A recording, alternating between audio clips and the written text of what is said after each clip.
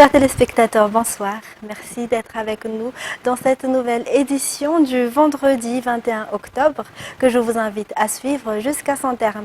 À la une de l'actualité, le secrétaire national du parti TGV a conduit les partisans du candidat numéro 3 en cette campagne. Ils sont convaincus par le candidat et sont prêts à voter pour lui, étant donné les réalisations dans la province de Tuléar. Les détails avec Miarvoula Tfiren.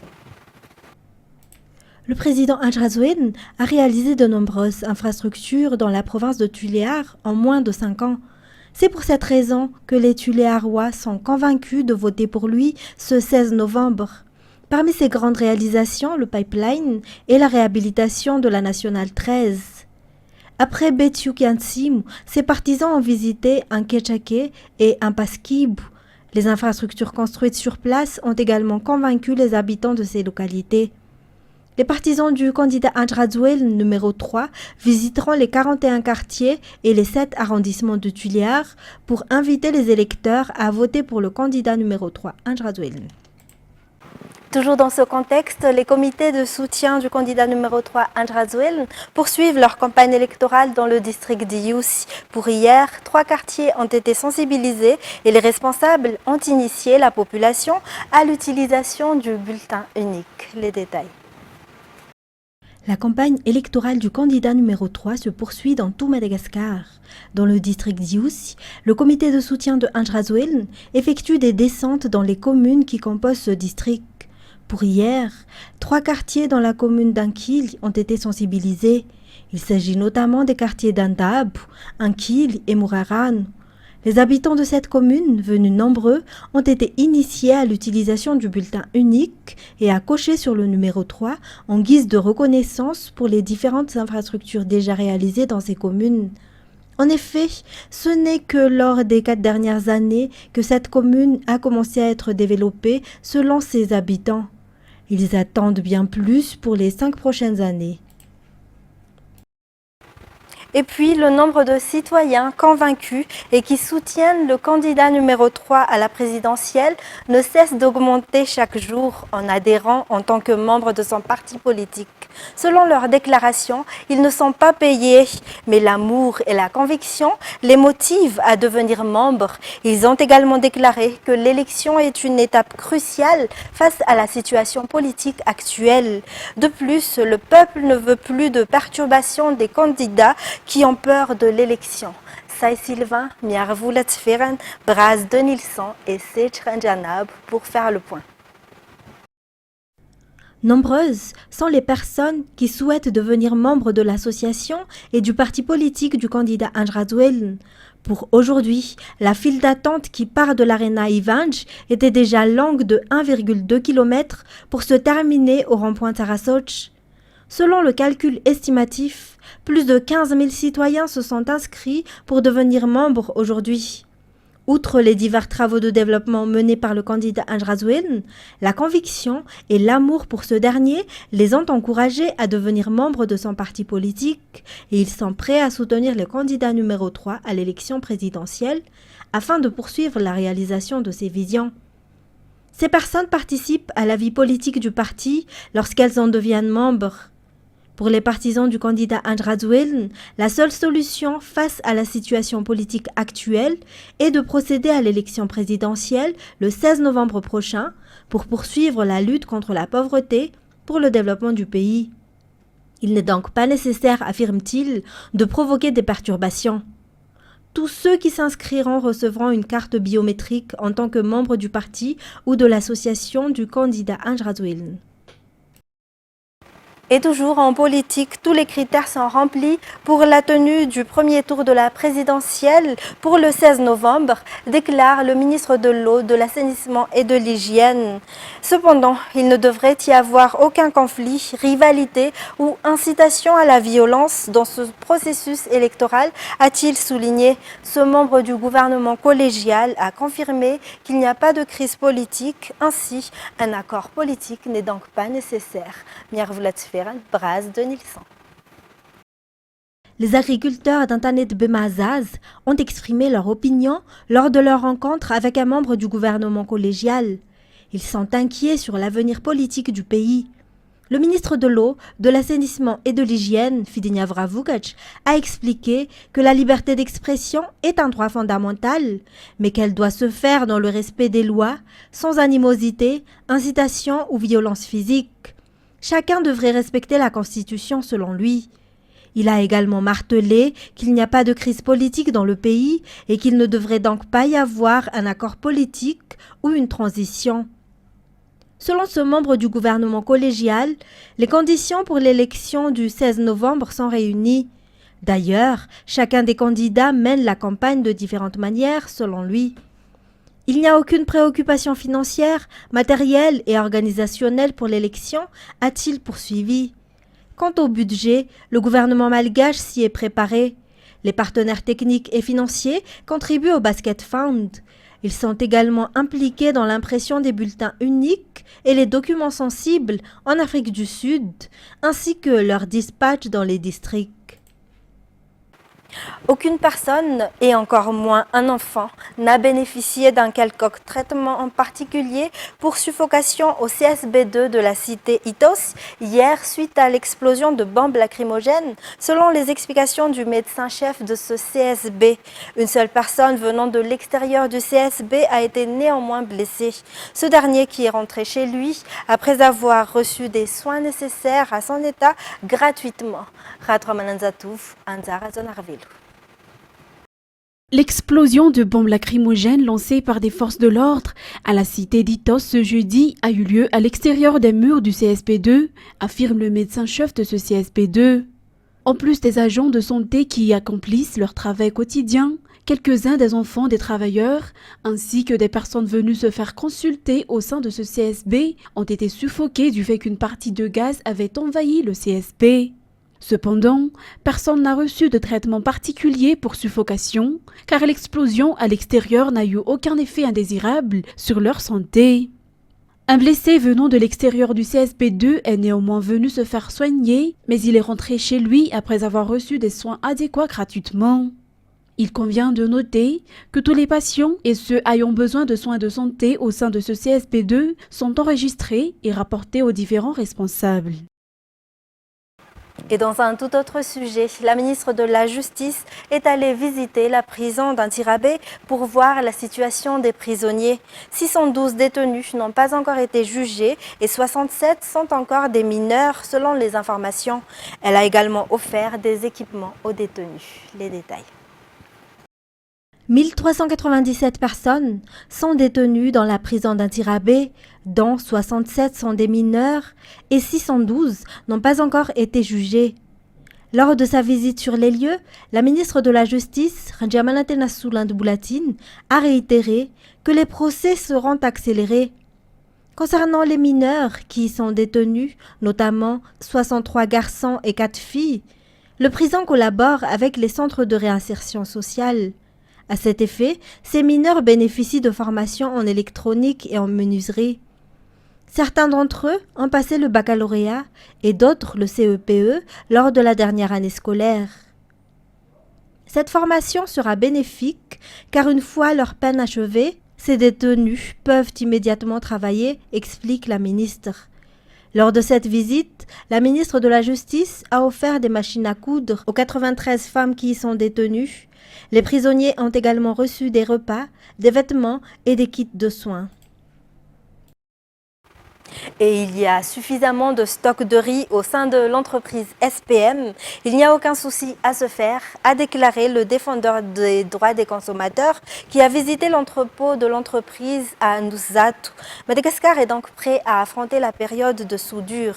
Les défendeurs des droits des consommateurs ont exhorté les consommateurs à dénoncer les abus. Sai Sylvain, Zahra Djansou. Il y a encore des tentes de riz au sein de la société SPM à Nusatu. On y trouve également du sucre, du riz importé de l'Inde, du riz de luxe, mais surtout du riz macolique et du riz rouge. Tous ces riz seront utilisés pendant la période de soudure et comme l'ont constaté les défendeurs des droits des consommateurs, la société SPM dispose de suffisamment de stock.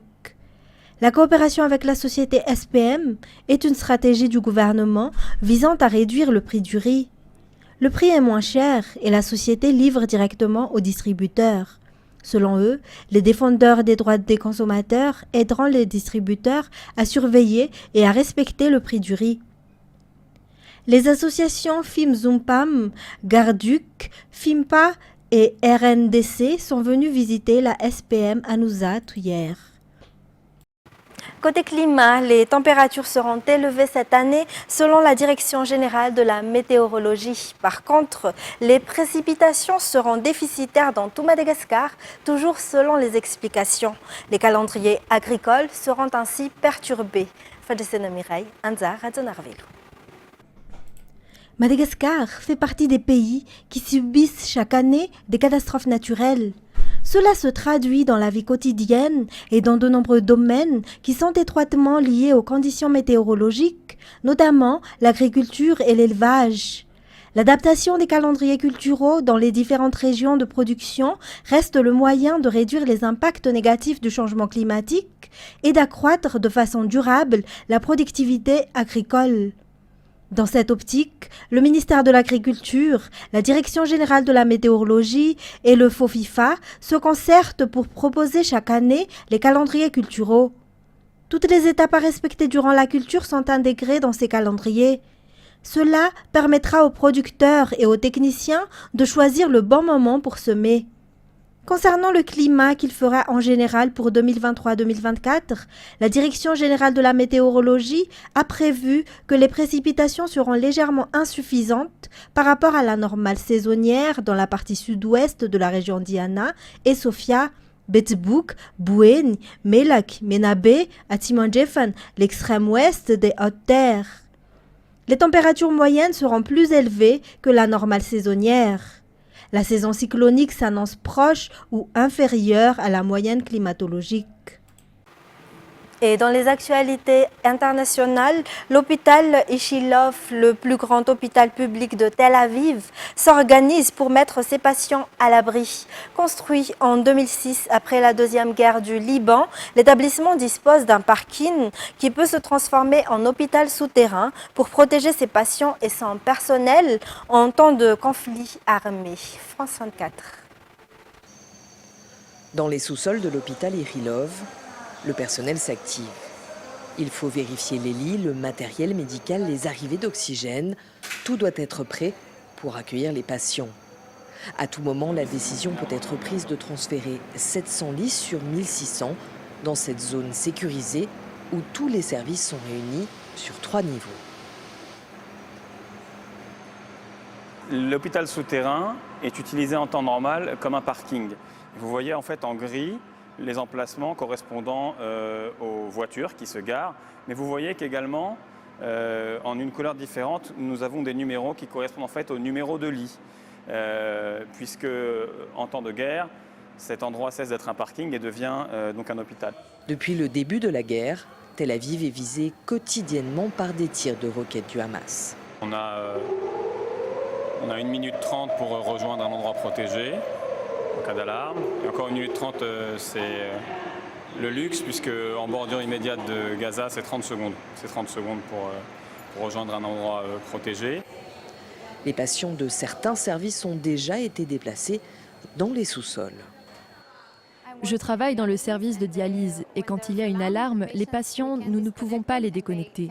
Ils ne peuvent pas courir, se mettre à l'abri dans un endroit sûr. Donc ici, ils se sentent vraiment en sécurité parce que nous sommes dans une zone sécurisée. Nous n'avons pas besoin de courir quelque part. 50 blessés, victimes des attaques du 7 octobre, sont toujours soignés ici. L'aide afflue de toutes parts pour les aider, ainsi que leurs familles. Ces personnes ont eu leur maison détruite. Elles ont été blessées dans les combats contre l'ennemi. On voudrait les faire se sentir à la maison et leur donner tout ce dont elles ont besoin. Et toute la joie que nous pouvons leur apporter, tout ce que nous pouvons faire pour les rendre heureux. Vous savez, c'est une bénédiction. D'autres bénévoles viennent ici chanter, jouer de la musique. Une parenthèse pour permettre à toutes ces personnes de tenter d'oublier pendant quelques minutes les horreurs qu'elles ont vécues. Habituellement très fréquentée, la vieille ville de Jérusalem est pratiquement vide ces derniers jours. Le tourisme est largement paralysé depuis le début de la guerre entre Israël et le Hamas, déclenchée par l'attaque meurtrière du mouvement palestinien sur le sol israélien. France 24. Vieille ville de Jérusalem, un silence pesant règne. Seul l'appel du muezzin se fait entendre, dans un calme inhabituel. D'ordinaire, cette rue commerçante est noire de monde.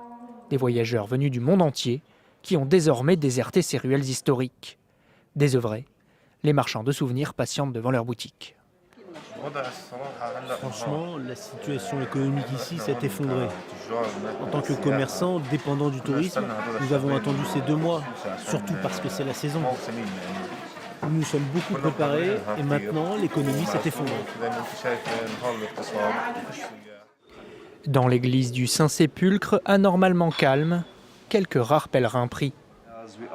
Nous sommes un pont pour la paix entre les musulmans et les juifs. En tant que chrétien, je ne veux voir personne se faire tuer de quel côté que ce soit. Non loin de là, devant le mur des lamentations, ces familles d'otages retenues par le Hamas dans la bande de Gaza prient pour leurs proches. Un moment spirituel, mais aussi revendicatif. Certains demandent des comptes au gouvernement. Dans la religion juive, l'une des choses les plus importantes, c'est de ramener les prisonniers. Et les religieux veulent expliquer cela au gouvernement. Le message, c'est que le monde entier veut vraiment la paix et que chacun veut être en sécurité chez lui. Et je pense qu'il est temps de faire la paix dans le monde. De l'autre côté du mur, à la mosquée Al-Aqsa, des milliers de fidèles musulmans sont attendus pour la grande prière du vendredi. La semaine dernière, la police israélienne en avait restreint l'accès par crainte de débordement. Pour terminer, un ministre de l'économie aux prises avec une inflation vertigineuse, un ultralibéral au discours anti-système incendiaire et une ex-ministre adepte du gant de fer sont les principaux candidats à l'élection présidentielle de dimanche en Argentine. Plus de précisions avec France 24. Elle est l'une des dernières à avoir conclu sa campagne. Pour son meeting de clôture, Patricia Bullrich s'avance sur l'estrade. Dans un pays meurtri par une inflation de 140% sur un an, la candidate conservatrice essaye de rassurer son électorat. Nous n'improvisons pas, nous avons un plan clair. Je veux être la présidente qui effacera l'inflation. J'ai une équipe d'économistes avec moi. Soutenue par l'ancien président Mauricio Macri, Patricia Bullrich incarne la droite traditionnelle. Mais dans cette campagne, elle a été débordée sur sa droite par Javier Milei. Dans une salle de concert de Buenos Aires, le candidat libertarien arrive à la manière d'une rockstar. Le favori des sondages, opposé à l'IVG, promoteur du port d'armes, a un mot d'ordre, en finir avec ce qu'il appelle la caste politique. Dimanche, nous avons l'occasion de retrouver notre patrie, que notre sol cesse d'être une terre fertile pour les politiciens corrompus et devienne une terre d'opportunité pour ceux qui veulent avancer grâce à leurs efforts. Dans le viseur de Javier Milei, le ministre de l'économie Sergio Massa. Dans un style beaucoup plus sobre, cet ancien avocat promet aux Argentins des jours meilleurs, malgré l'inflation et la pauvreté. Dites à ceux qui ont des doutes que le pire est en train de se produire, mais que ce qui s'annonce est bien meilleur et que nous devons le faire ensemble.